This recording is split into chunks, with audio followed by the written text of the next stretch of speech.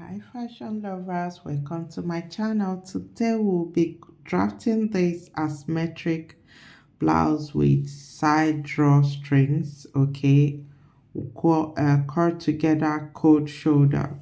Now for the cost of this particular top, this is the fabric I'll be using. This is a door chest, okay. You can actually use crepe, you can use dolches. You can use cotton, any light fabric, plain flowered for this particular top. Okay, for this video I'm using black. All right, dolches. Now this is my calculation. Okay, shoulder 16 divided by 2. All right, bust 36. Now I added 5 inches to this measurement. Looking at this top, it gives the fitting, but it is not properly fitted. It is free a little bit on the dress, so I went for 5 inches ease. What is the 5 inches for? Ease, for freeness. Okay, so watch how I did the calculation. I added the 5 inches to the original calculation before dividing. All right, after division I added sewing allowance. The 2 inches you're seeing there is sewing allowance. Looking at this dress, there's no dots, all right, and no zip, just sewing allowance. Okay, so 2 inches can go for my sewing allowance. For the half length it is 16 and a half. For the underbust is 14, and for the blouse length it is 25. I added 1.5 inches for the folding allowance. Then the last measurement is our sleeve length. Yes, the one side of this dress is cut together and it has a sleeve, so we need to consider where the length is. So first thing first, there's a calculation we need to do, which is the shoulder, the person shoulder divided by 2 plus sleeve length. This particular calculation determines what you fold your fabric. Okay, now for the cost of this calculation, I'll be using 15. So what you do is you fold 15. Why did I go this way?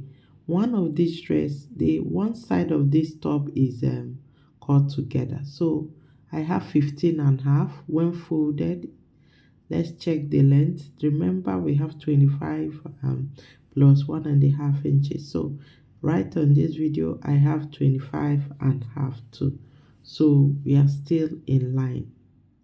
Okay, remember one part of this dress blouse is off sleeve.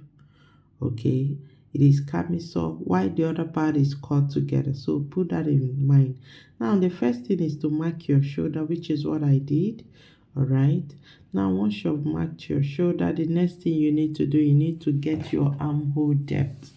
Now for the cost of this video, I'll be using 9 as my armhole depth. Okay, why am I using 9? Remember, it is cut together. One part of it is cut together and it's free.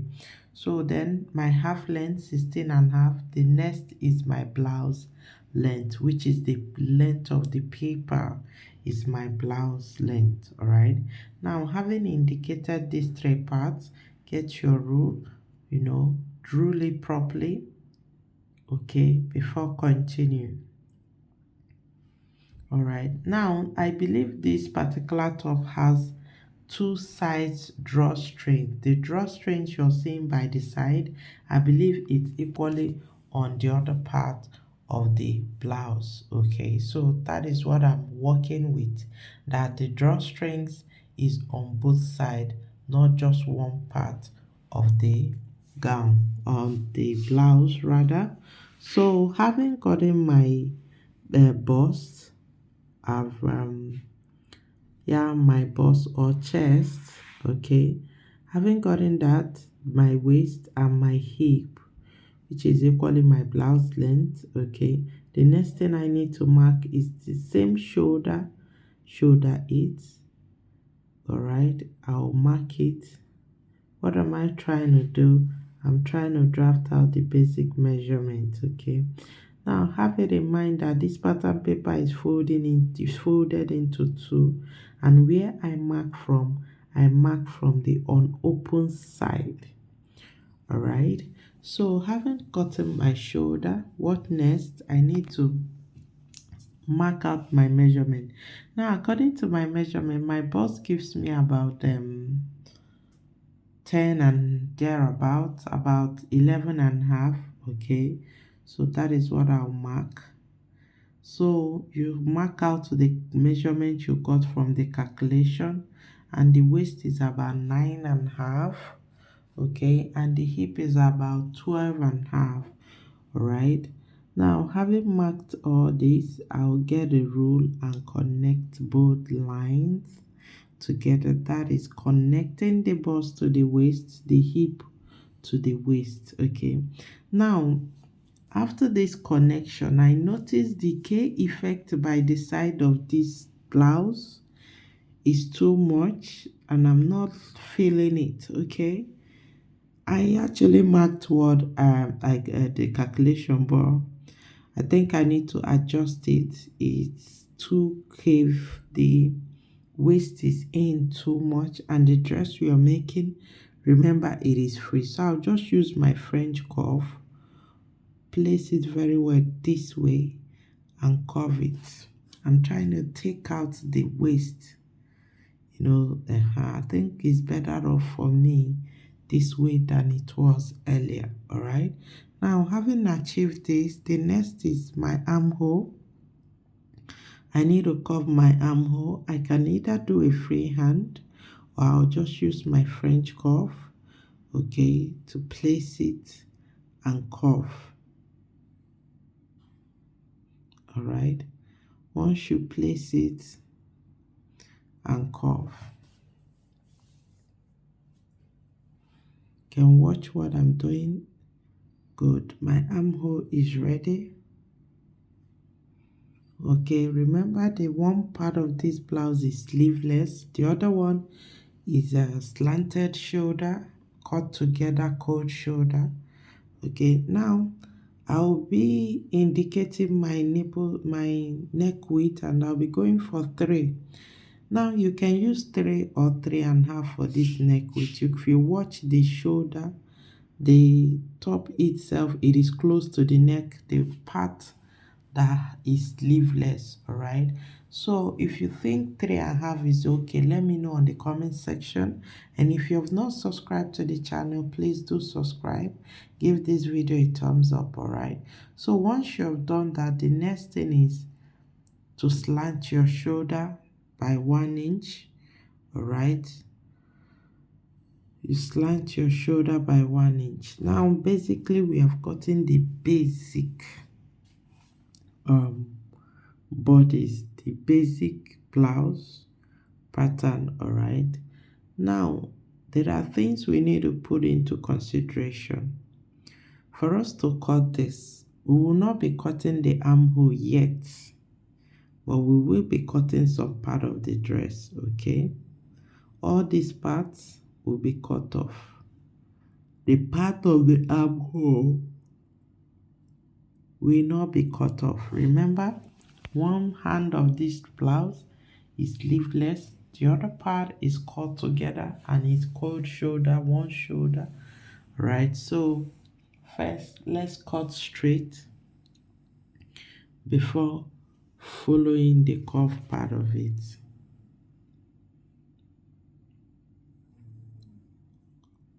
We're cutting this part first. We'll not be cutting everything. Now, having gotten this part first, the next thing is for us to open it up. So we'll be able to choose the part that will be sleeveless and the part that will have the slanted asymmetric neckline, cold shoulder, one shoulder. Yeah, all right. Now, having opened this up, the first thing that is advised to do is to transfer what you have from your bust point upwards to the other part of the pattern. All right, when you transfer it, it makes it easy. So let's do that first. Okay,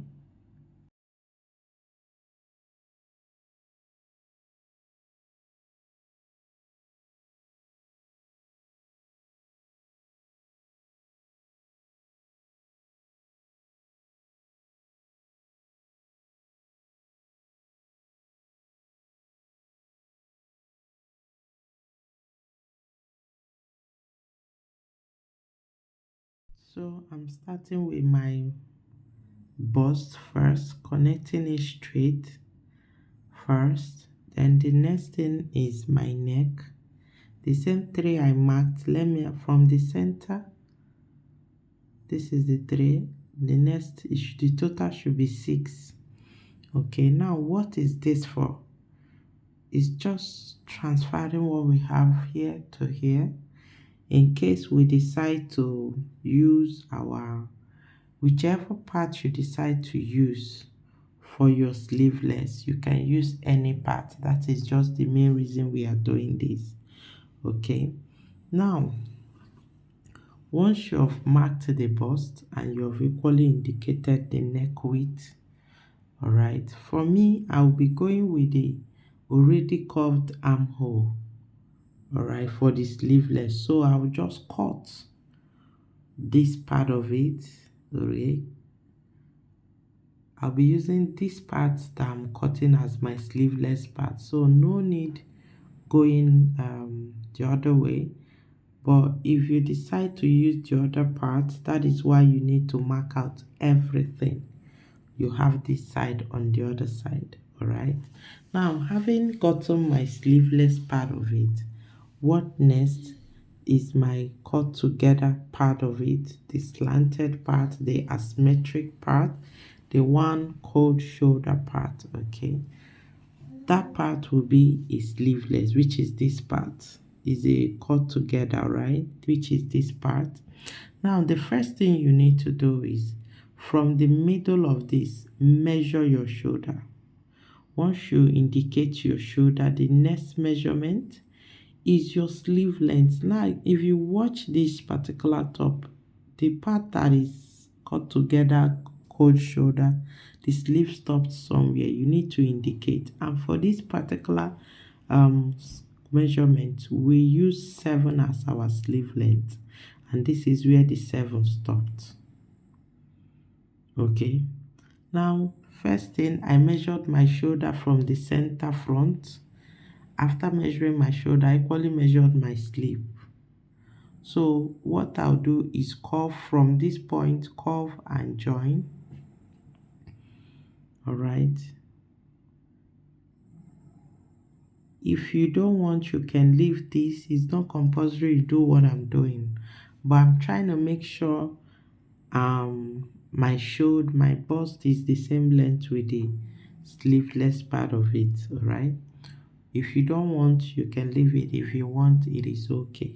Now this is how it looks first. You can see how it looks.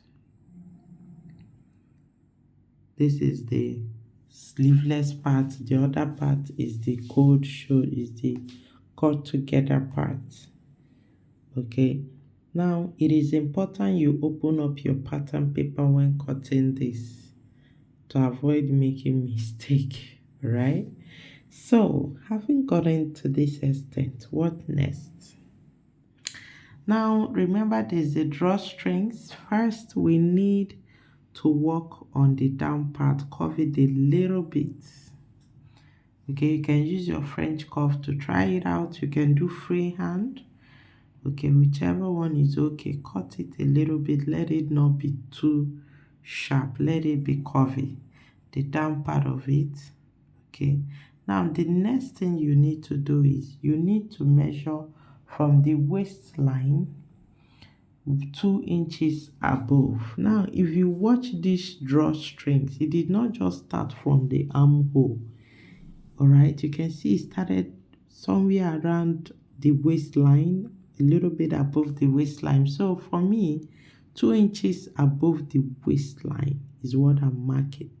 So I'm taking it to be the part where my drawstrings will start. That is why I'm marking these 2 inches. Okay,